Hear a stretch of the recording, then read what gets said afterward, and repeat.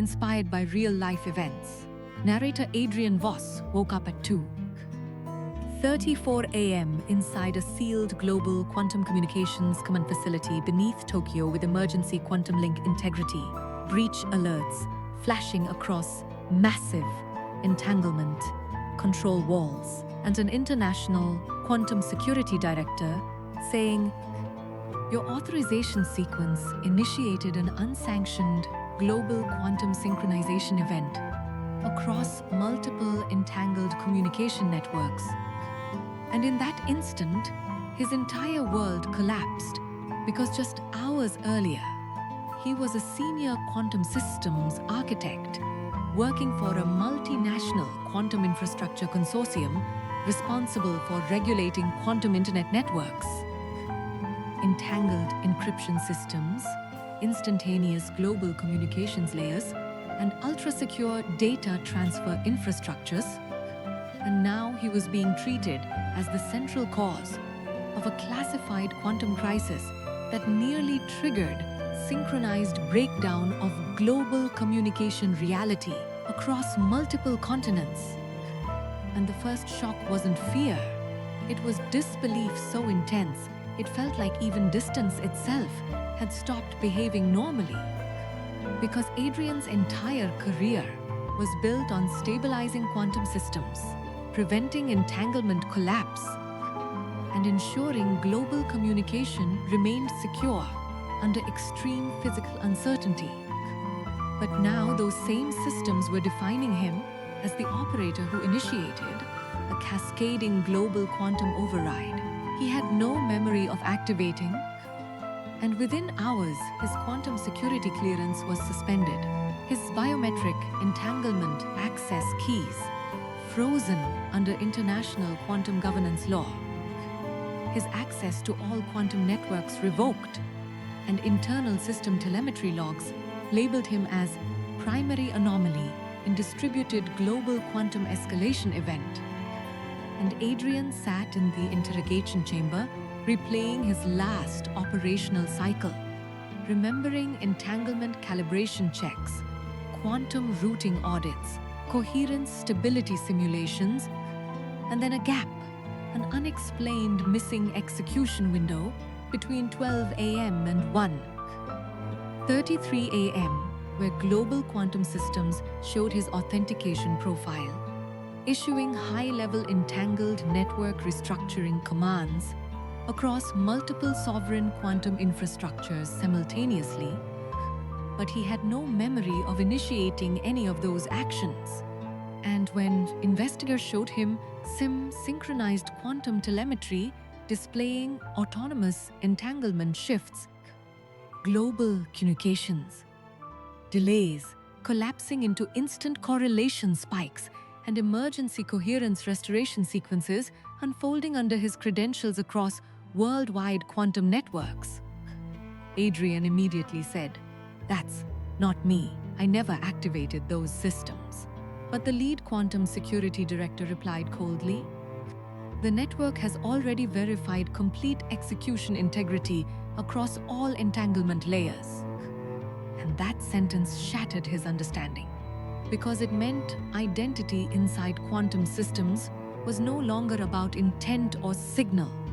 It was about validated execution consensus across machines operating beyond classical causality.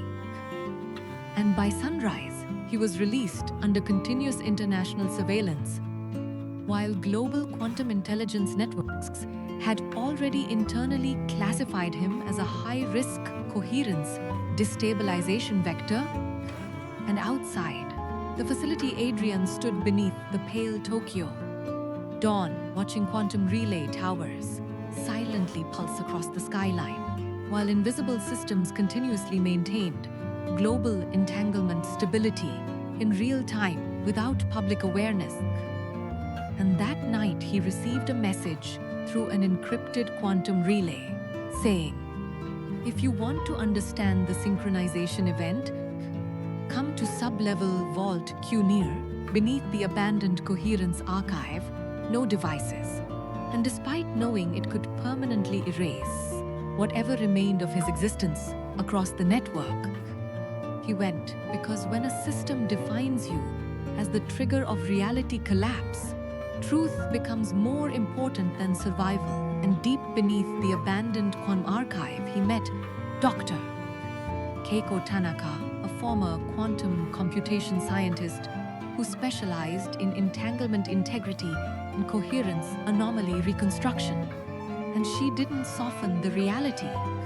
She immediately showed him reconstructed quantum flow pathways and said, "Your identity wasn't physically present inside the execution layer. It was replicated through a live authentication relay embedded inside the global quantum network." And Adrian instantly said, "Then I can prove I didn't do it."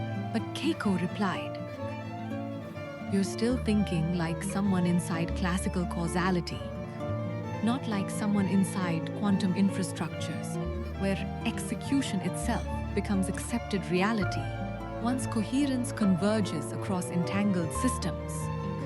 And she explained that the incident wasn't a single rogue quantum command, but a coordinated manipulation of global entanglement systems, where authentication signatures could be mirrored across distributed quantum frameworks, allowing massive cohescence cascades to propagate under legitimate operator identities, while erasing conflicting state histories across redundant quantum layers. And Adrian's profile had been selected because his operational history showed exceptional stability across global quantum systems with near-zero coherence deviation, making him the perfect attribution anchor for rapid containment of a globally catastrophic quantum event. And suddenly, the case wasn't just about system failure. It was about identity replication inside infrastructure, where causality itself becomes flexible. And Keiko offered him a choice: step away and let the system finalize him as the architect of the global quantum collapse, or help her trace the internal entanglement relay chain before it was permanently overwritten by automated coherence containment protocols designed to preserve reality's stability at any cost. And Adrian stood in silence, listening to distant quantum processes humming beneath the underground vault, thinking about how humanity had already begun building systems that no longer respected linear cause and effect. Thinking about years of quantum engineering work spent trying to prevent exactly this kind of coherence instability. And thinking about how fragile reality becomes when even distance and time can be reassigned as executable states. And finally he said, "If my identity has already been used to manipulate global quantum systems without my consent, then I have nothing left to protect except the truth itself." And that decision pulled him into a hidden layer of planetary quantum infrastructure where nothing remained stable. Because every coherence log they analyzed was actively recalculating itself in real time, every entanglement trace they followed kept shifting, as if the entire quantum network itself was adapting to their investigation. And soon they discovered the breach wasn't external sabotage or physics failure, but internal privilege abuse involving a senior quantum strategist who had been quietly rerouting authentication sessions across autonomous entangled arrays to conceal unauthorized reality optimization experiments hidden inside global quantum safety programs.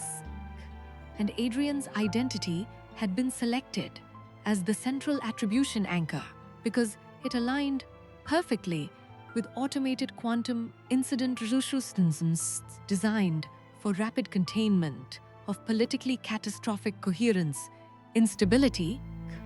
And one night, while analyzing live global entanglement telemetry streams from an isolated offline quantum node, Adrian saw something that completely shattered his understanding. His credentials were actively initiating real-time quantum network restructuring across global systems, while he was physically disconnected from all networks. And Keiko immediately said, "They're continuously simulating your identity inside the quantum layer to preserve the operational narrative." And Adrian realized he wasn't just being blamed after the event. He was being continuously reconstructed inside a live quantum system capable of reshaping what is considered real. And pressure escalated rapidly as anonymous containment directives began appearing on secured channels, instructing him to terminate investigation or face permanent removal from all global quantum networks. And sleep disappeared completely. Trust collapsed entirely. And even silence felt like monitored coherence feedback. And at one breaking point, Adrian whispered, "I thought quantum systems existed to connect reality, but maybe they exist to decide which version of reality is allowed to exist." And Keiko replied, "Systems don't preserve truth, they preserve stability of existence." And that realization changed everything inside, because he stopped trying to defend his identity and started focusing only on exposing the mechanism. And as they dug deeper, they uncovered encrypted relay nodes inside global quantum infrastructure, continuously generating synthetic state histories to distribute blame across multiple operational identity profiles in real time. And Adrian's profile had been amplified as the primary attribution point because it minimized global panic and allowed rapid closure of the quantum crisis, without exposing deeper corruption inside worldwide entanglement systems. And when they finally compiled enough verified encrypted evidence to trigger international quantum oversight escalation, containment protocols activated immediately, attempting to erase coherence histories across mirrored global quantum networks worldwide. And Keiko said, "This is where most people are permanently absorbed into official versions of reality itself." And Adrian replied, "Then I'll be the anomaly they can't collapse." And together, they transmitted secured evidence chains to international oversight authorities, while preserving decentralized encrypted backups across isolated quantum nodes. And within days, the investigation escalated into a worldwide quantum infrastructure corruption probe, exposing identity replication abuse, autonomous entanglement manipulation, and coordinated reality system exploitation across governments, corporations, and global quantum agencies. And arrests followed within senior quantum architecture divisions. And when it was over, Adrian stood alone beneath the cold Tokyo skyline, watching silent quantum relays continue synchronizing the world as if nothing had ever happened, realizing that the most dangerous truth about advanced systems is not that they fail, but that they can assign failure to a single identity and make it appear physically undeniable. And a week later, when he met Keiko for the last time beneath the dim glow of dormant coherence cores, she asked him, "What did this change in you?" And Adrian looked toward the endless invisible quantum systems shaping global communication and said, "It showed me that identity inside systems is never reality. It is assigned control." And she asked, "And what did you gain?" And after a long silence, he replied, "The understanding that truth doesn't survive inside controlled systems of reality. It survives only in the people who refuse to accept a version of themselves generated to protect the stability of existence itself." And as he walked away alone into the freezing Tokyo morning, beneath a world still silently governed by invisible quantum networks, he finally understood the deepest reality of his journey. That sometimes life doesn't destroy you directly. It quietly assigns you the collapse of reality itself and waits to see if you accept the system's version of existence. But real survival begins the moment you refuse to become the identity a system creates to decide what reality is allowed to be.